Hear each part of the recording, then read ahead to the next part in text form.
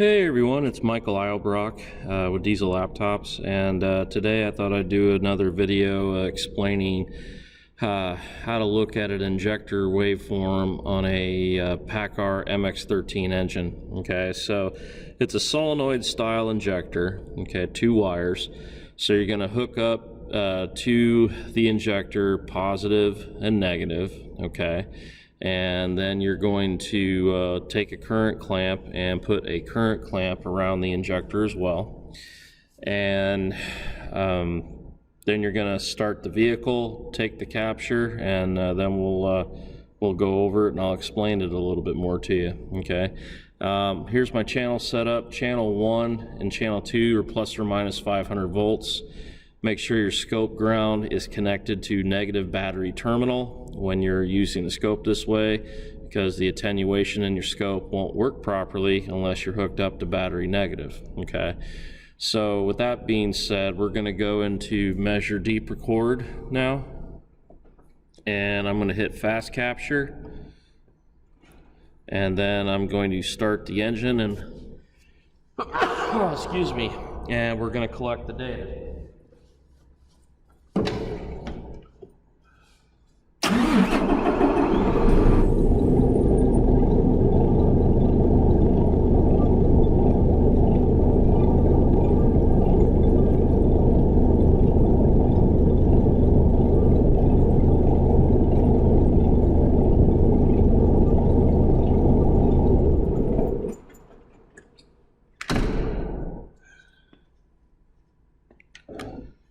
Okay,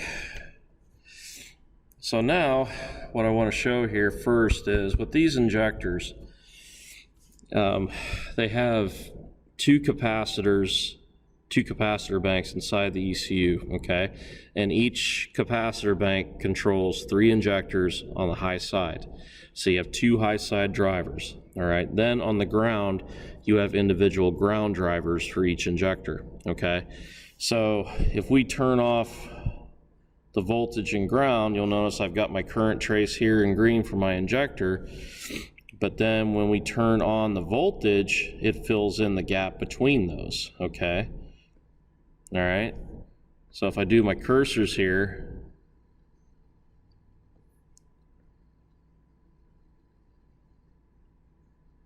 that's one injection event. Turn these back on, and then as you can see, I've got more injection events, okay? The reason why you're seeing that is because that's from the other 2 injectors on that capacitor bank, okay? So it's a mirror image that you're seeing, but it's not related to that injector, okay? So just keep that in mind when you're doing measurements for RPM, okay? Because these 2 in here, they don't have any current flow through them. Okay, you're just seeing the power and ground on the injector because that's going through the capacitor bank, okay? So don't worry about that, but what you want to worry about is the one that's having the current flow go through the injector, all right? So if we go over here,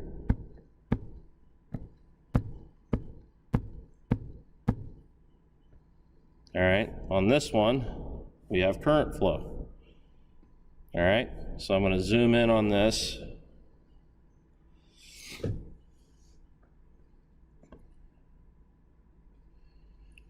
And as you can see here, before the injector fires, you have a bias voltage going through the injector, and it's about 6.8 volts if we average it. 7 to 6.8. On meter, you get about 6.8, okay? So that is basically a test voltage that is going to the computer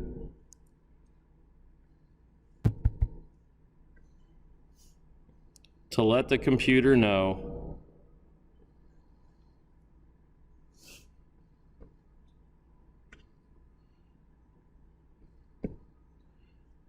that it has a complete circuit through it, okay?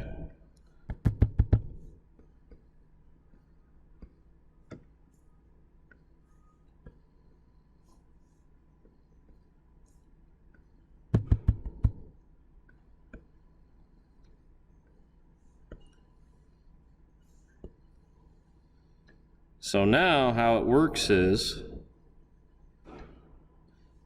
let me zoom in a little bit more right here.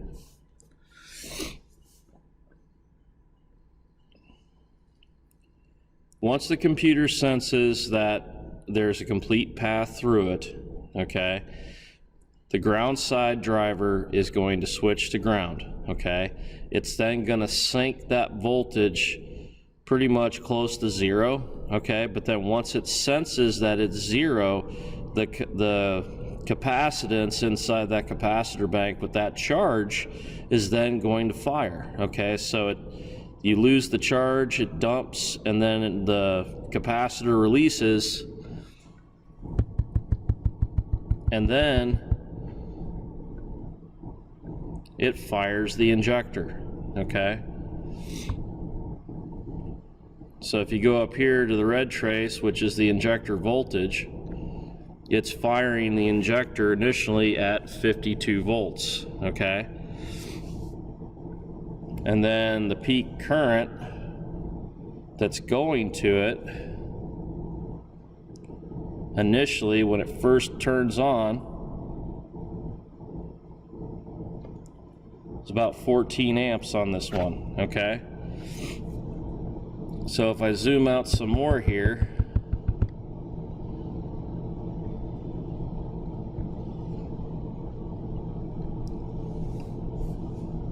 you're going to see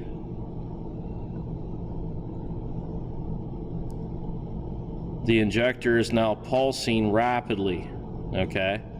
It's pulsing rapidly at that current, maintaining it at that level, and then as soon as the injector opens and it maintains it there for a bit, then at the very end, it goes into basically a hold for the current, okay? So if I zoom in here, you can see that the voltage then goes down to, let's see, measure that out, about 11.8, 12 volts, okay? So now it's basically in a hold function. You know, now that it has the injector open, it doesn't need as much current to keep it open, all right? So it goes about 12 volts, and then the hold current is about at, let's see, about 7.7 amps, okay?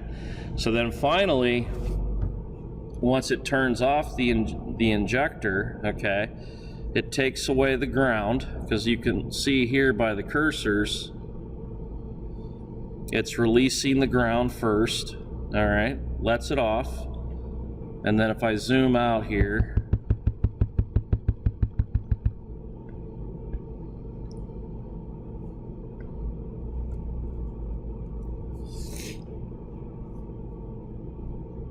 then zoom back in. Here it's showing where the computer is clipping off that inductive kick, which is right at about 53 volts, okay? So the inductive kick goes off from the injector, the computer clips off the voltage, and then eventually what you'll see is it'll go back to that normal bias voltage again before it fires again, all right?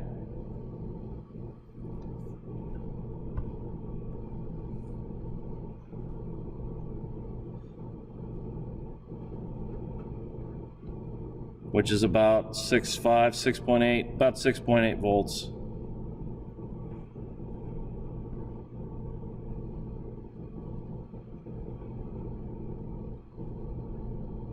Yep, between the two. And that's how you look at an injector on these Paccars, okay?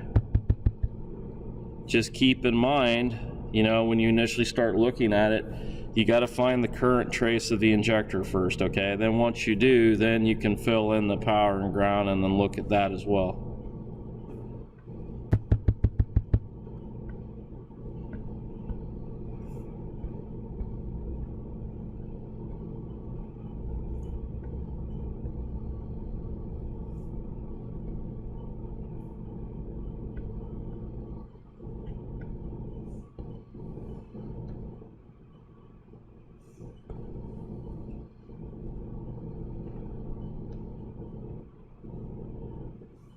Also, if you look on the ground side on the end,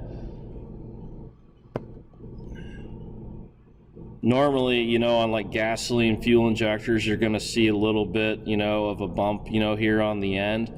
Well, if you notice on this style, it doesn't really show a very defined bump. And like I said before, it has to do with injector design, okay?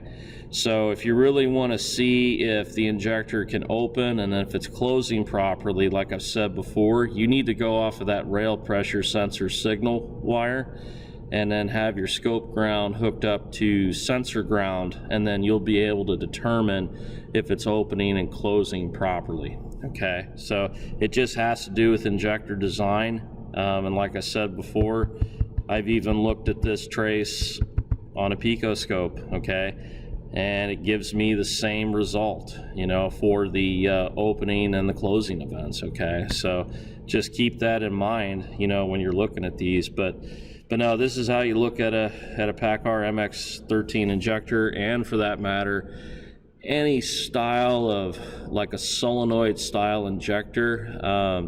I've looked at injectors on the Cummins common rail systems, and they work exactly the same way. For Detroit diesel DD13 engines, I think they're similar. I'd have to double check on those because those have an open solenoid and not an open and close, I'm sorry. They have an amplifier solenoid piston, and then they have a needle solenoid piston, okay? So on those, on an amplifier, when that solenoid opens on the amplifier piston to the injector, it gives more fuel flow into the injector for load commands, okay? And then the needle valve is solely used for timing of the injector. That's on a DD13 anyway, but there's going to be some designs that are going to be a little bit different. But for this style, for two-wire solenoid injector common rail system, you're going to see a lot of them like that. So if you see mirror images of your injector traces for two of them, well, you add that together for the third one, and then you have your other high side drivers. So then you've pretty much figured out, okay, there's two high side drivers and I've got 6 ground side drivers on this system. So it's not too bad to figure out, you know, once you understand the operation of it, okay? Later on, what I'll do is I'll tie into these injector circuits. I'll put some banana plugs in the circuit so I can tie in the rheostat, and I'll show you some faults with the injector as well, for where you have like high resistance on your feed or high resistance on your ground circuit, okay? And I'll go over that as well. I think you might find that very interesting as well when it concerns the frequency of your signal and how that relates to how much voltage drop you have. So I think everyone will get a kick out of that, okay? So anyway, that's pretty much it for today. I hope everyone enjoyed this. There's more to come. I'll also be doing a lot of stuff with Pico as well. So stay tuned. Hope everyone has a good day. Thank you.